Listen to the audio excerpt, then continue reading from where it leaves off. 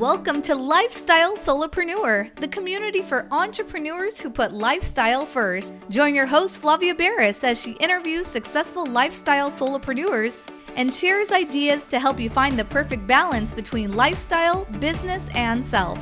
Flavia is an attorney, marketing expert, and founder of several online academies. She's been featured in major media, including BBC World News, The Wall Street Journal, The New York Post, ESPN Television, and more. Join us for this episode of Lifestyle Solopreneur.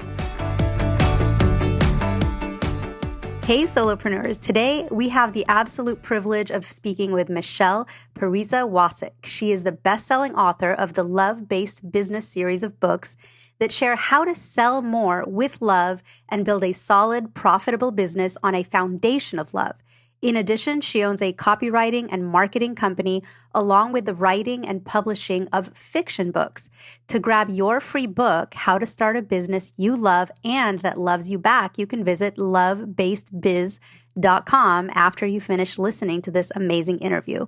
So Michele, welcome to the show. Cannot wait to chat with you. Well, thank you so much for having me. You might also know me as Michele PW, though you did a really great job with my name. I have to compliment you on that. Oh, well, thanks. Well, with a name like Flavia Barris, I actually respond to pretty much anything, but I like to be careful when I pronounce other people's names because, there's so many great names out there. They're not all easy to pronounce. So this is very true. Well, it's great to have you on. I've been a guest on your podcast. Say that podcast name again in case anybody wants to follow up and subscribe to you, because I think your podcast is absolutely fabulous. So it's love-based money, and the idea of it is really how, everything that we do, I think we can choose to do build on a foundation of fear or a foundation of love. And, can you imagine anything that's more seeped in fear than our relationship with money? So love-based money is really about how to sort of transform that relationship to a foundation of love. And I love it. And as a guest on your podcast, we got to chat in depth about some of my own money journeys and yours. And it was just a really great conversation. So for anyone after this that wants to keep this conversation going, after listening to Lifestyle Solopreneur, hop on over to Michele's podcast and you can either find that episode with me on it or any of her great guests. I mean, there's so much on there that is just really good conversations around money and love, which are just two amazing topics to mesh together. So thank you for being on here. And let's chat a little bit about how you came to combine love and money into what you do now as a business. So what happened is as it started out with me being a copywriter, as you kind of said in the bio, and writing copy. This has nothing to do with protecting intellectual property or putting a copyright on something. That's all government and lawyers and other unpleasant things. This is about writing promotional materials to promote something in your business. And what I specialize in is something called direct response copy, which is those, emails that you're scrolling down forever and they're saying, click here, those opt-in pages that you go to that, to get a free gift, but you have to give your name and email, those sales letters you're scrolling down forever going, oh my God, does anybody read all this? And how much is this thing? So all of that are examples of direct response copy. And they're great because they really can leverage your time and money as a solopreneur. If you're not using direct response copy and direct response marketing in your business, then you personally have to go do all the heavy lifting yourself. You have to go out and find the leads. You have to follow up with them. You have to make the sale. And then, of course, you have to deliver what you sold. So while it's certainly not impossible, there are plenty of businesses like, massage therapists, plenty of one-on-one smaller businesses that have a model like this and don't use direct response copy. But if you have a dream of getting your work out into the world in a bigger way, then to not use direct response copy and marketing is going to make your job a lot more difficult because it's really a way that, to do the heavy lifting for you, to do a lot of sales and marketing and attracting, your best prospects and all that other stuff. So the problem, of course, is, like when I rattled off what examples of it were, you might have felt this tightening in your stomach going, ugh, I hate all that. It feels salesy and slimy and inauthentic. And a lot of my clients agreed with you and felt the same way. And my clients and colleagues would say to me, Michelle, can you come up with a different way of writing copy? And they gave me names. They called it attraction copywriting or conscious copywriting. And I just, I didn't want to go there.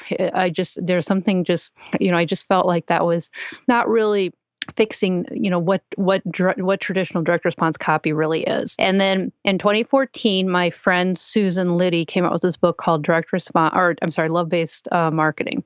And I looked at it and I thought love-based copy. And then I thought, oh, what's the opposite of love-based copy? Well, that's fear-based copy. And that's when the whole philosophy kind of downloaded into me. And basically what it's about is anytime you want to compel anybody to take action, it doesn't matter if you want to get your kids to go to bed at a certain bedtime.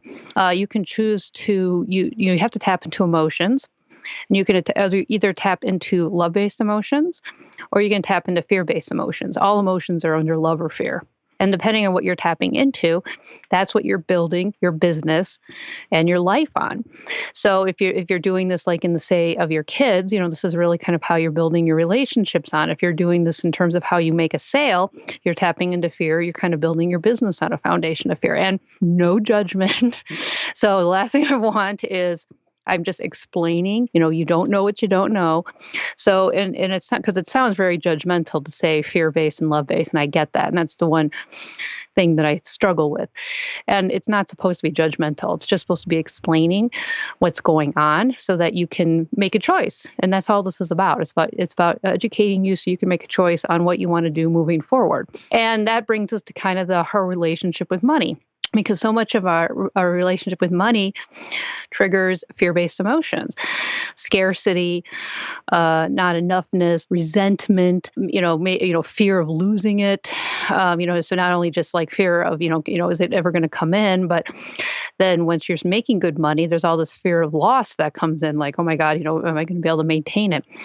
So, so a lot of times, at least it was for me, before I realized all this, the more money I made, the worse I felt. And you might be thinking to yourself, and which is precisely what I thought. It's like, oh, if I just make $100,000 a year, oh, if I just make, $500,000 a year, all will be well. I will feel better. I'll feel more secure. I will feel peaceful. I will feel happy. All of these things. So if you just make the certain dollar figure, the problem is that it doesn't work that way. If you, what happens is if you are making money, trying to generate more income to feel better, feel more peaceful or feel happier, and you're expecting money to do that for you, it doesn't work that way. And instead, what typically happens is you feel less secure and more stress and more angst. So that's why really just shifting our relationship with money, because if we can do that, I think we can break a lot of the hold of a lot of fear-based, a lot of things that our fear-based emotions have on us. So your business right now, how would you describe it? Are you mainly copywriting for other entrepreneurs and helping them craft their messages so that they can incorporate love into what they're doing? Or would you consider that a small portion of your business? What are you focusing on right now? Yeah, so that's a big part of it is helping other entrepreneurs use love in their marketing and sales so they can bring in their clients and sell their products and programs using love instead of fear. So they're attracting more of that. And a lot of what we do is done for you. So you don't have to do it you don't have to do it. And then we also have some books and training programs as well if you want to learn how to do it yourself. So that's a big part of it. And then I've got kind of like a series of books, the Love-Based Business series, which is also just to help on other aspects. Because obviously, while copy and marketing is really important, that's not the only place that this shows up. So that's why I have like Love-Based Money and Mindset book. I have Love-Based Goals coming out in December, which is all about, so it's covering a lot of it. So yeah, so it's kind of part training and a lot of done for you. So let's talk a little bit about this concept. Do you think that every industry can benefit from incorporating more love into their messaging? So whether you're a tax preparer or a tennis coach or a veterinarian. I mean, so do you think everyone can use this and benefit? Yes, it just as long as that's what you want. So if you are interested in building your business, living your life, building your relationships, your family, all of that on a foundation of love, then absolutely learning how to market and sell your business with love is essential. And one of the ways to do that, it's more for copy, direct response copy. I mean, you can also look at it from the selling. Like if you're a tennis pro, for instance, and let's say you don't have an email list, and all of your stuff is through word of mouth, which is fine. So And maybe a flyer at the rec center, right? Exactly, One little lonely exactly. flyer. You're right. Right. With those little things where you tear off with the phone number, or maybe they don't do that anymore. Maybe We're that's too dating low ourselves, tech. but no, I know exactly what you mean. Yes, the little tear off numbers. Yes, that was a whole college thing. But when you talk to people, what are you tapping into to bring them into, lessons with you? Are you tapping into like their passion, into their love, or are you tapping into fear, like saying things like, the way you're holding your racket, you can be, damaging yourself and end up with, massive injury. Now that may be true, but the thing is that how you're presenting it, if you're really tapping into like, well, geez, if you don't work with me, you can really mess yourself up, and coming kind of from more of a shaming, that's the problem. So that's where to look. It's like, well, I shouldn't say that's a problem. If you choose to do it, then that's totally fine. But if you want to move to love, then that's something that you're going to want to shift, is how you bring people into your business. That's great. Now, here on the Lifestyle Solopreneur podcast, we really focus on the balance between our work life and everything else that we do, so that we are sort of a whole and complete person and not a workaholic. We have a lot of recovering workaholics and a lot of workaholics that are not yet recovered, that listen to this show. And, even guests we have come on, a lot of people came from a past of 100-hour weeks, and then they found a way to transition into making a full-time income from part-time work. And when I say part-time work, it means on average. It doesn't mean that you don't have sprints or months where you're really putting in a lot of hours, as long as you've got the downtime later to compensate for that. So for you, how does your business, the way you have it set up now, allow you to have time to pursue things that are your passions that are outside of work? So one of the things is, and this is one thing that I just would love to share, is that I do think that busyness. So if you are a non-recovering or somebody who's trying to recover from being a workaholic, what I would just invite you to do is to think about is, what are you running from? What are you using work to cover up what you don't want to feel? And the reason why I'm starting there when I'm bringing in my own is because one of the things that I do is I'm very devoted to my self-care practices to keep me from working precisely what 100-hour weeks, because I too am a recovering workaholic. And I don't have children, so I have nothing to balance myself out. So when you don't have children, it can really go crazy if you're not careful. And one of the things that I do is I meditate very regularly. And how I use my meditation, which might be different from how you've heard from, I mean, meditation is great. So however you want to do it, if you're meditating or if you're not meditating, I highly recommend meditating. But one of the additional benefits that I use with meditating is this gives me a 20 minutes place every morning, a container, as you will, for me to feel my feelings and just feel whatever it is that's coming up. Because what I found for a lot of people is this whole idea of busyness. So even if you're not a workaholic, if you're just too busy, busyness is a sign in many cases, not all, but in many cases, is a way to not feel your feelings.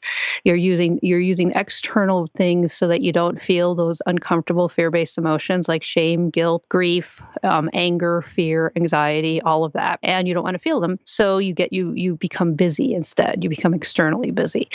So that's the thing that I've really done that's helped me stay in balance, is slowed down. So every day I meditate.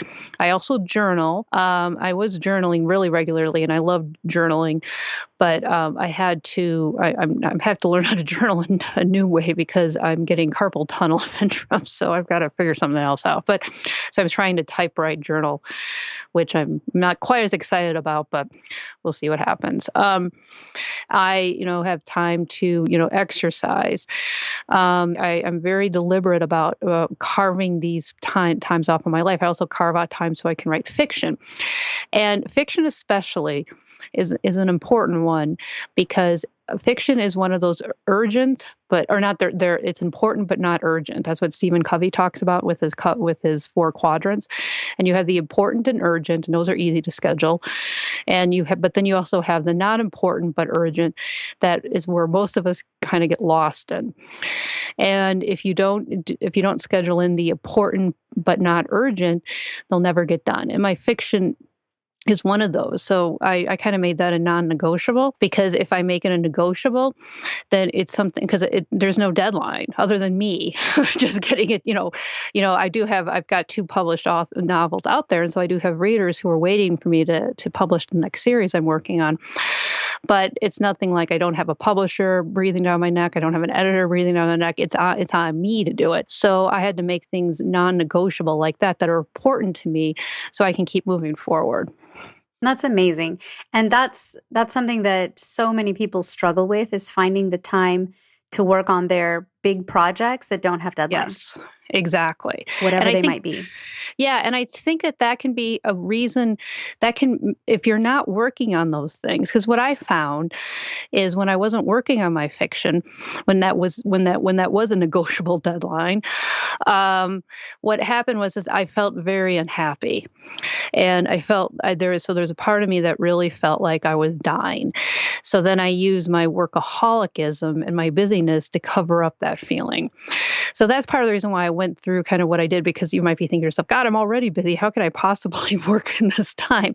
And I agree. I mean, it can be daunting. I don't know what your schedule is, but when you're first starting out on this journey, what I'm telling you to do to carve out time for meditation and for journaling and to do your non-negotiable important work that's not urgent, it can feel very, very daunting. But if you don't start taking the time to do it, you probably are never going to not be busy. So that's the thing you're just going to have to think about.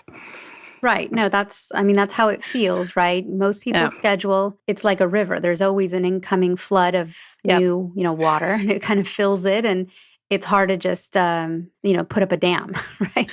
And even 15 minutes. So let's just start really small, even 5 minutes. So, even 15 minutes over your lunch hour. Everyone has to eat, right? So, you get a 30-minute lunch, 15 minutes to eat, 15 minutes to do whatever. So just even 15 minutes a day can start to put a little crack in and really start to make the difference.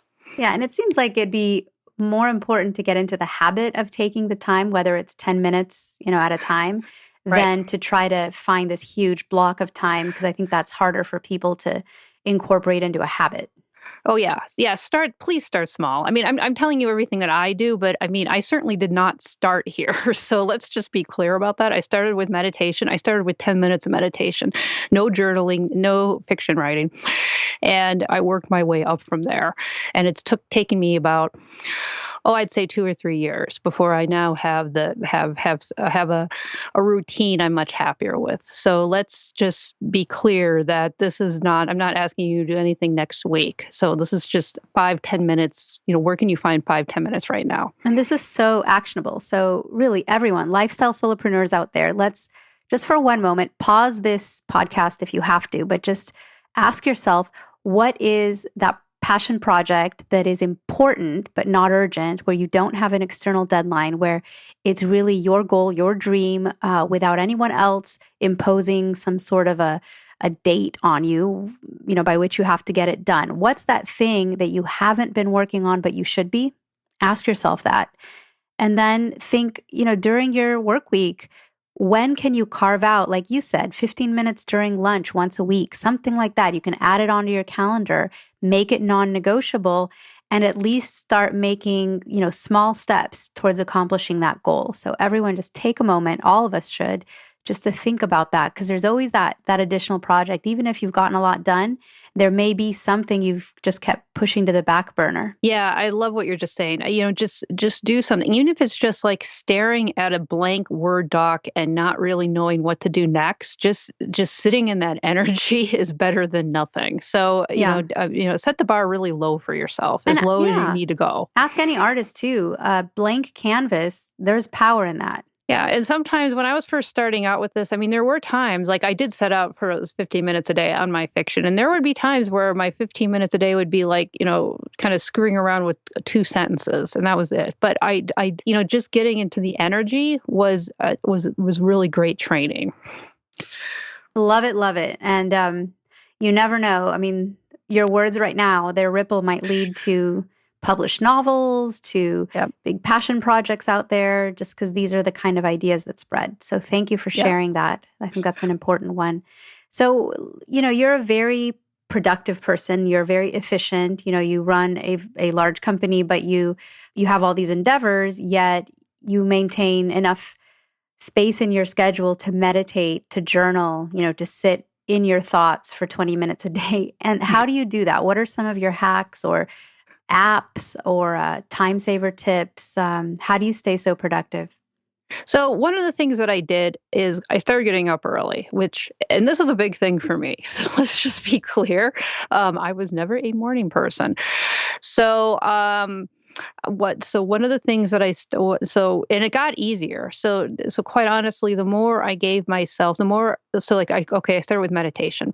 And when I started with meditation, I actually meditated at night, because I still could not bring myself to get up early enough to meditate in the morning. So it was only like 10 minutes, as kind of a relaxing way to go to sleep. So, there might even been times I fell asleep when I was meditating. So I really didn't start I tell you this because really wherever you start is perfect. And if you just kind of stick with it, it'll get better. I also bought meditation tapes that I would use as well because I had terrible monkey mind. I really hated meditation. So I'm coming to you from somebody who hated meditation, hated the idea of getting up in the morning, hated all of this. So because I just was determined, that I was too busy and too this, blah, blah, blah. Anyways, so I started 10 minutes of meditating. And the thing is that I don't really know what happened. So I think some of this was unconscious, me just kind of sitting in my feelings, sitting with this and allowing the stuff to move through me. But eventually I found myself just sort of naturally getting up more and more early. And then at that point I was able to shift, because I had my spiritual mentor at the time really pushed me to start meditating in the morning. So finally I switched to that. And again, I only started with 10 minutes. So, because that's all I felt like I could afford. So that's kind of how I did that. The other thing I did though, in order to help me get up early at night, and this might help all of you workaholics, is what I ended up doing was, and the transition to this wasn't pretty, by the way, but I stopped letting myself work at night. One of the things that I would do is I would get up late, and so then I would kind of get a late start to my day. You're working, and then you almost like you need the evening to catch up. So then at 7:00 or so, you get that second wind, and then you work until 10, and then it's hard to like fall asleep, right? Because you're kind of wired because you got that second wind. Well, what I ended up having to do, and it was painful because, you're not efficient. So you feel like you're not getting things done. So it's kind of weird, but I finally made a non-negotiable deadline of no more work after 7:00 because I wanted to be able to be, actually be asleep by 10. And because if I was asleep by 10, then I could start naturally getting up around 6. So that's some of the things that I started doing. But the first thing I did the first thing I did was I stopped working by 8. I shouldn't say I didn't do 7, but I would say 7 is probably better because you start to get that second wind after 7:00. And then once you're in that second wind, it's hard to get yourself to transition to sleep. So don't even let yourself get started in that second wind. Right. Well, I'm also a huge believer that the path to freedom is often through discipline and, in a way, scheduling yourself. So your calendar looks a little full, but it's because you're putting in there all the important things. So then your free time is truly free. Exactly. Where not only are you free, but you feel free. Yes, because you're doing the work you're meant to do. So then when you have the time off, you don't feel like there's like these unfinished threads in the back of your mind. Right. And it takes practice. So, be gentle with yourself as you're going through this. It's going to feel very, very strange and like you're forgetting something or something's falling through the cracks. At least that's what happened to me. But chances are it's not, and it will all be okay. It's just you're so used to like this that it's just going to take a little while to adjust. Right. Now, listeners of this show are entrepreneurial by nature, either business owners or starting a business or dreaming of starting a business. And you've worked with so many business people and so deeply in their marketing. So other than not infusing their message with enough love, enough of themselves, which is a mistake, we've already sort of talked about, what are some of the other mistakes that you see solopreneurs and entrepreneurs make, not just in marketing necessarily, but in their path that you've helped people through and that you can help troubleshoot or an issue spot for our listeners? So one of the things is I feel like is making a decision between if you're going to do love or fear. I do think I do think you need to do a choice. So because the worst thing you can do is kind of like move between marketing. Like, okay, so here's what happens a lot of times. I'll show with an example. I'm working with an entrepreneur, and they have a goal for themselves, and maybe it's a goal that they even pushed themselves for to sell X many things, and then they fall short of that. So what they do is they switch to fear because because they're become so attached to that number. They wanted to sell 100 programs and they sold 70, but they're so attached to hitting 100 that they switch into fear. So they start using like some shame-based or some fake urgency, some of these tactics that we do. And the problem when you do that, when you flip between love and fear like that, is you confuse your audience, and what tends to happen is neither tactic works very well. So it just doesn't work. So I would say, even though it can be very difficult in the moment, the way to do it is to be attached or to be, committed to making, X amount of money, but not attached to how it's coming in. So in the case of this launch, you want to sell 100, you only sell 70, rather than being so attached to the 100 that you switch to, you start doing things that you wouldn't normally do. Just relax. And let it come to you another way, because what likely will happen is maybe you'll get a VIP client or something else will come in the door, and it wouldn't have come in the door if you had switched the energy around the way you're marketing, because you would have confused your audience. But if you don't switch it, then you leave the door open for other ways money can find you. That's amazing. Now, these mindset questions, it seems like that's where it is. It's all in mindset. Yeah, because it's all it's not difficult to grow a business. It really isn't. And, the steps involved, they're all pretty straightforward. Strategy is pretty straightforward. All of this is pretty straightforward, but then why aren't we doing it? That's the key to look at. It's like, why aren't we doing it? Or why is it taking so many more hours to do something than it normally does? So that's where the mindset comes in, because the mindset's playing games with you. You're procrastinating. You're getting stuck into perfectionism. That's the problem. Or you're attracting a lot of drama. However that's looking. I see that a lot. I see the drama. That's an interesting one, because a lot of times people do create their own drama. Drama doesn't exist in a vacuum. It's only created by the participants, Yeah. Like, okay, so here's if you're doubting me, so let's say anger is kind of a go-to emotion. Most people have, they have a go-to emotion that they go to when they're upset, and some people it's anger, and other people like me it's fear or worry. So if anger is if you go to an anger, do you like something happens, maybe it's politics. So you jump onto Facebook and dash off some sort of rant. And then, of course, what happens is the comments start coming in. Or maybe you don't dash off a rant. Maybe you're just on Facebook and you see somebody else's rant, and then you get into a big, hot political conversation that goes nowhere, gets everybody upset, and you've created all this drama. So here you are, you've created all this drama. And if you had just not done anything, if you just sat in your anger and just just felt it without actually taking action, without allowing the anger to control your action, you would have moved through the anger and then you wouldn't have had this big mess of drama to clean up later. Right. And who would have thought, really, when Facebook was just an infant, a baby, a decade ago or whenever, that this social photo sharing site would turn into like a website that can change elections, I know. Because there is a lot of politics on Facebook. There's a lot of a lot of people get their news now from Facebook. I know. They log in to kind of see what the news stories are, what are people talking about. They share recipes. It's like becoming such an interesting like mixture of a little bit of every facet of life. But you're right. And Facebook, which is really just started off as a way to socialize, has become a source of anger.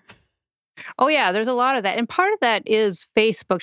I don't know if you know this, but Facebook actually hired brain scientists because they were trying to create something that would be more addicting. So just know that. Now that doesn't. I'm not saying this to excuse anybody because you still are master of your own emotions and control your own actions. But Facebook did sort of egg things along. So keep that in mind that they are that they did put things in place that would encourage you to be like this.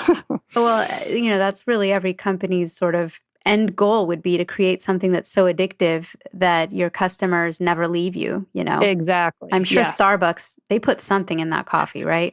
Yes, I think so. I've heard arguments that they just, double the caffeine and that's it. Everyone's hooked. But, and, of course, on the more negative end, you've got smoking, Yes.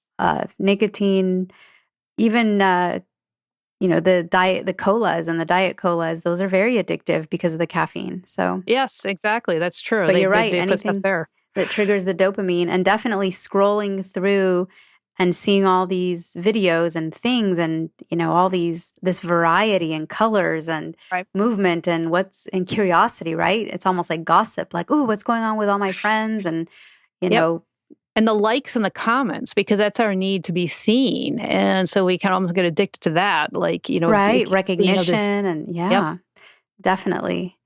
Very, very interesting. Right. So for some people, they have a victory, but it doesn't really happen until they've shared it on Facebook and, 40 of their friends clicked like, and then it really feels like a victory. So again, validation. Right. And again, you're getting so sucked into the likes on Facebook when the reality is that's that's fine to post it, but then go do something else. Don't get so sucked into Facebook that you don't get the rest of, you don't get what you're supposed to be getting done. Right.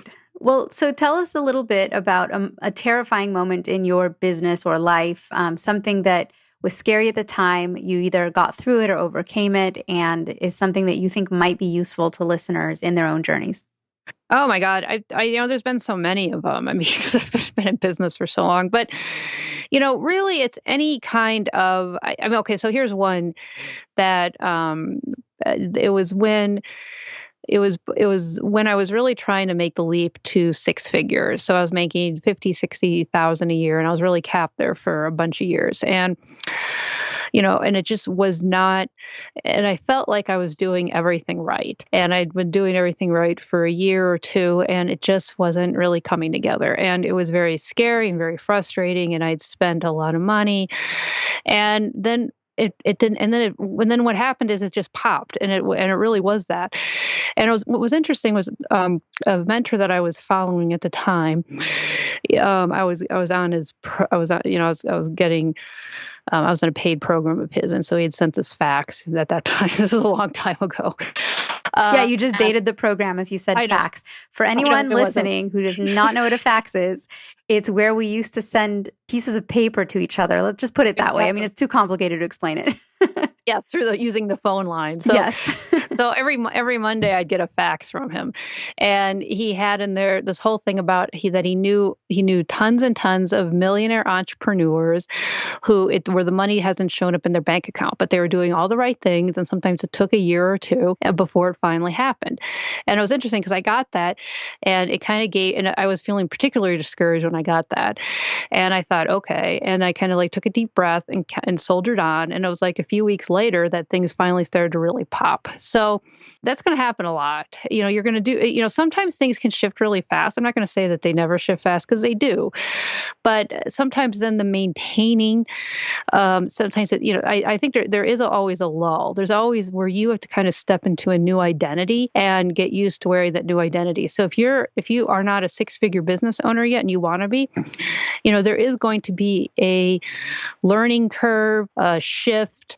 Something is going to, something's going to have to shift once you become a six-figure business owner. It's going to be, you might have to grieve your old identity before you can step into the new identity. So but when that's happening, either before it happens or after it happens, don't be surprised if a lot of emotions come up, if things just don't seem to be clicking, if it's just very frustrating. So that's the point of it is to really just feel the feelings and keep moving forward. I mean, that's really what it comes down to. Yeah, that's really interesting. I believe in the philosophy that you don't always get what you deserve, but more that you get what you expect. So It is important to sort of be in the mindset where you sort of expect and anticipate that you are there already. Right. And then that really does open up those gateways. That's for sure. Yes.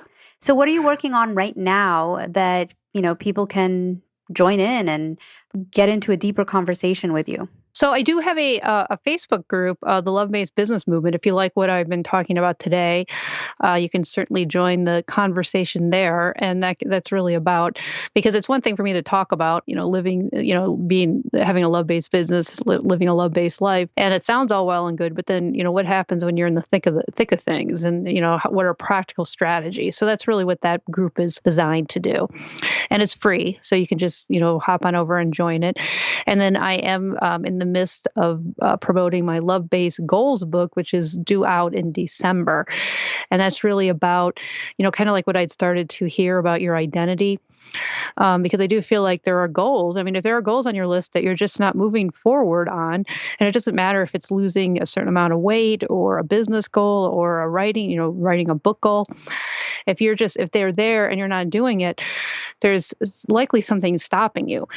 And that's what the new Love-Based Goals book is really about, is to really just get to the heart of what's really going on and why aren't these goals coming true? Because likely, more than likely, you don't need another goal setting program, although you might think you need another goal setting program because that's strategy and tactics and that's easy. But if that's all you needed, chances are you'd probably have it. What's going on is something deeper. And, this is a way to kind of explore that. Great. Love-Based Goals, soon to be released. That sounds fantastic. And you've also published fiction books. I know I have a lot of listeners who are fiction fans. Yours are psychological, thrillers, kind of suspense mystery novels. And there's 2 of them out already. Plus, I think you've got 3 coming out next year. Do you want to plug those titles? There might be some listeners who are just looking for that next great thriller to pick up. Well, yes, The Stolen Twin and Mirror Image are the 2 books that are out. And then I'm working on a 3-book psychological thriller series that is coming out next summer. The first book is already done, and about, a good chunk of the second book is also done. But I'm working with somebody who says it's better to get all 3 books done and then publish them, like a month apart. So that's why the goal is next summer is to publish all 3 of them. Love it. And The Stolen Twin. Very intriguing. Cannot wait to look that one up. Well, thank you for being on with us today. This has been a great conversation. I love, love, love the call to action to have everybody think about that project that they have been putting on the back burner for too long because it doesn't have a deadline, and how we just need to schedule time to chip away, at the steps needed to accomplish that important goal. So thank you so much for that call to action. I think it's going to help a lot of people. Well, thank you. I'm really thrilled to be here and sharing all of this with everybody. Let's talk again soon. And to everyone, we'll see you soon. Hey everyone, thank you so much for joining us, and I hope you enjoyed the show. Don't forget to subscribe to this podcast, and if you leave a review on iTunes, I promise I will read every single review. If you know someone who makes a full-time living from part-time work, and maybe this is you, please visit lifestylesolopreneur.com to nominate a guest or to nominate yourself. Because remember this, Money doesn't buy happiness, but money in the hands of a happy person, there is no greater tool. Today's episode was brought to you by the Get Shift Done program. It's a lifestyle-changing online class to help you define your business and lifestyle ambitions and to set goals in a way you've never experienced before. This class will 10x your daily productivity with methods that will blow your mind. And if you use the coupon code PODCAST, the class tuition is 99% off. Visit GetShiftDone.com to enroll today.